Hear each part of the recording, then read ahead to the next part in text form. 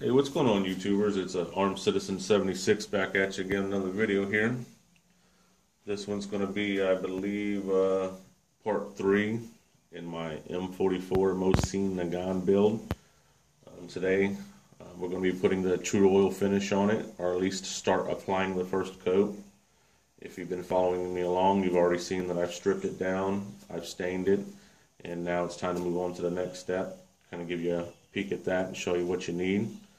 I'm a first timer at this, as well as maybe some of you that is watching this video, so maybe we'll learn something together here. You're going to need, well, depends on what you want to finish your rifle stock in. There's a lot of different things you can put on there for protect it and a finish. After watching multiple reviews, I've decided to use this true oil. So if you decide to use this method, then this is how you're supposed to apply it. On the back, it actually says that you're to use double lock steel wool only if there's any imperfections between coats. And I've been watching all the videos, and guys have been taking 4/0 steel wool between each finish regardless. So I don't know if it'd been better to just keep applying it if there's no imperfections. But just in case, I went ahead and got some of the 4/0 steel wool, because that's what, you know, everybody on YouTube seems to be using, even though the bottle does say to use just a 2/0, and that's 4/0. And as you can see, it's numbered down here on the bag from fine to coarse, and of course that's 4/0, 3/0, 2/0, and so on. Probably won't be using that in this video because you have to apply the true oil and then you have to let it dry. And this varies depending on the temperature and where you're at. I've seen some guys say on the first coat, within, say, about 2 hours, 3 hours, you can go ahead and apply your second coat. And then I've seen a lot of other people say you need to let it dry 8 hours or overnight.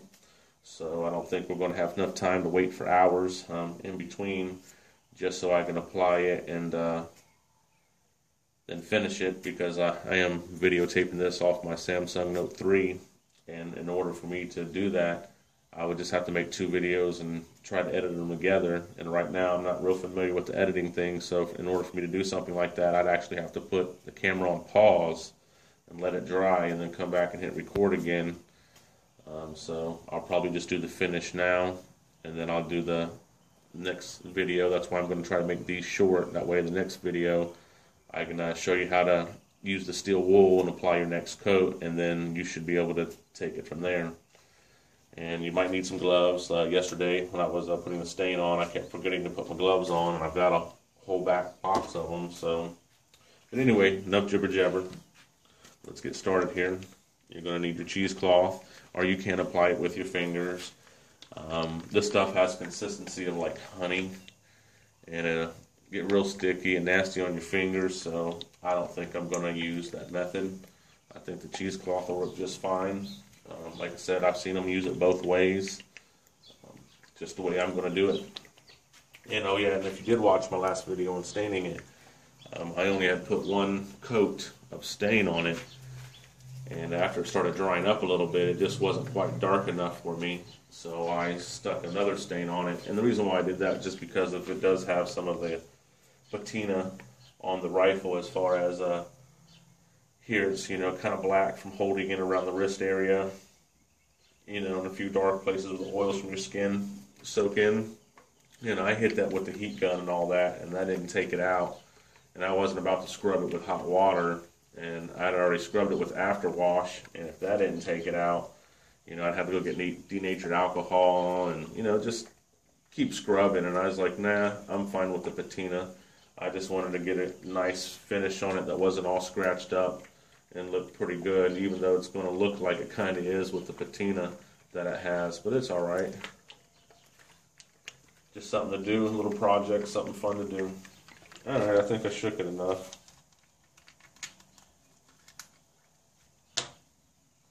What you're going to do is just apply it in a nice kind of thin layer. You don't want it dripping or running. If not, you'll have to go back and sand it with the steel wool. And you kind of want to follow the grain the best you can. On some of these rifles, the grain is just crazy. The butt stock ain't too bad, but then when you get around the wrist here, I have these crazy little lines in it and a few other areas on there. So, but I just do the best you can. See, I just put like a little drop on it just to see how that's gonna do. If I need to put more on it, I will.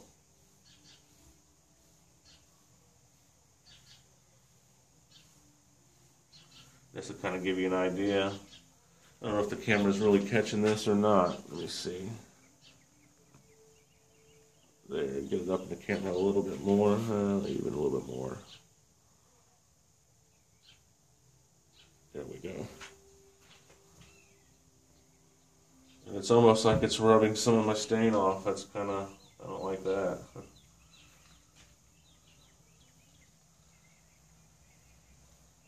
I mean, I've had this thing dry and I finished it last night. Just say it was around, I don't know what time I finished, probably 7 o'clock, 8 o'clock, something like that last night. And then it's been drying all night, and it is now, I don't know, around 9 o'clock, 10 o'clock, something like that last time I looked.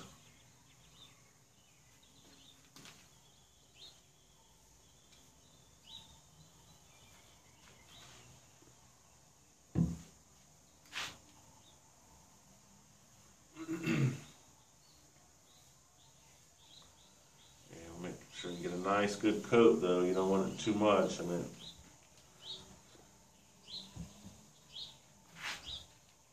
make sure you get this underside nice and good, even though it's down here. It's kind of harder to get to. If I have to, I'll flip the gun over here.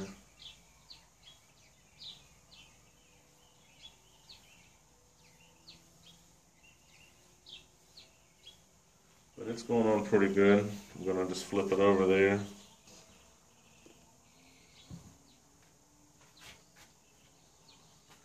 You kind of probably can't see this part here. I had to rotate the gun out a little bit so I can get the tip. But just keep going in nice, steady, even motions. And I'm actually going to go right down over it once I get this side done before it dries too much on me and gets tacky. I'm going to go ahead and run right back down it again. Get a nice good coat on there. Make sure I get this thing on the bottom piece real good. But we're just going to keep applying and applying, and then I'll fold this over periodically and keep on with it.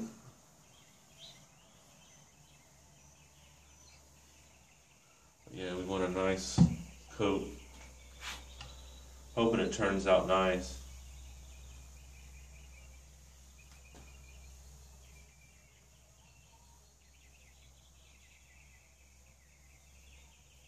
I actually do want my rifle to be shiny. That's why I almost went with the polyurethane gloss.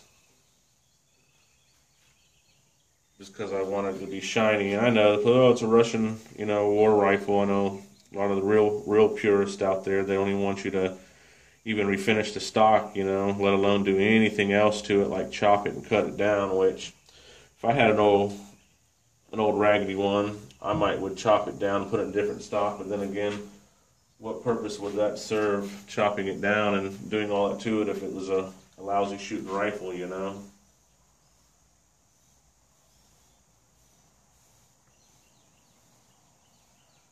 It's like you want to find one of these that are in real good condition, actually, and shoot very well, and chop one of them down if you was really looking for a good sniper rifle.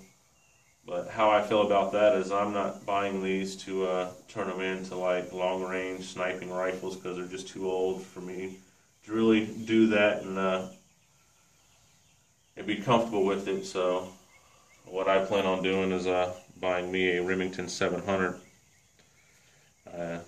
Not sure if I'm going to get a VTR, an SPS tactical with the threaded muzzle and whatnot, but still looking at the couple different models. I'm willing to probably go up to about $1,200 on one of them, and that's just out the box, and then drop more money on it.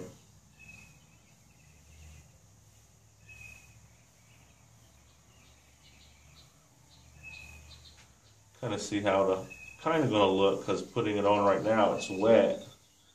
and hasn't dried. So you can kind of see how it's getting kind of shiny there. I almost need to cut me off another piece of cheesecloth here. Running out of ways to fold it here. For some reason it seems like it's taking off some of the stain with it, as you can see there in the rag. I didn't really think I seen the other videos doing that. I'm going to have to go back and watch and pay attention to them a little bit better. Try to keep my head out of the view here. Keep wanting to put my head down there to look underneath it. So I guess I'm just going to have to flip it over, take a peek at it.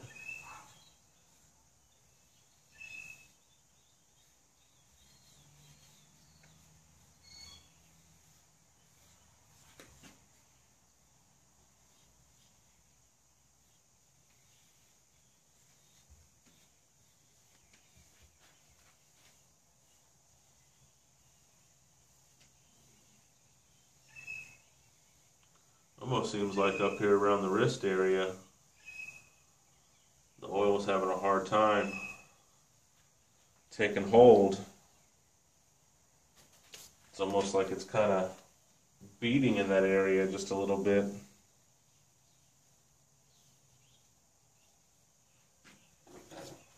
Cut me off another piece here.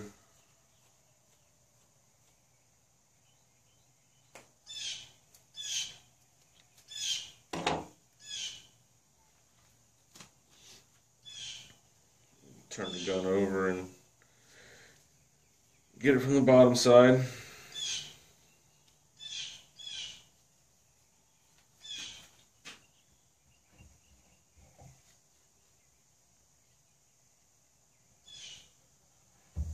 We're going to get a nice coat down here too.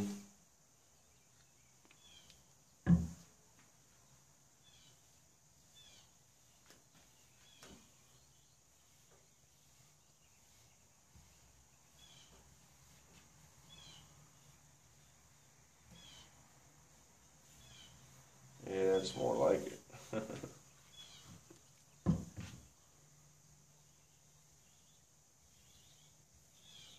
This oil, let it get in there, let it soak in.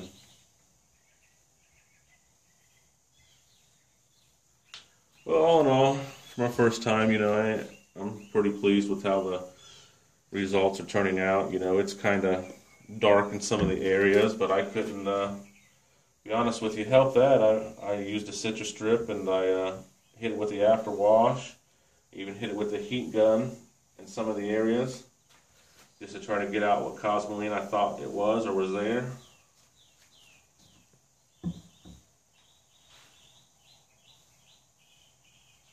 That's pretty much it right there, guys. As you can see, it just apply a nice thin layer, and that's pretty much all I was going to do. So until the next video, guys, like, comment, share, please subscribe, and later.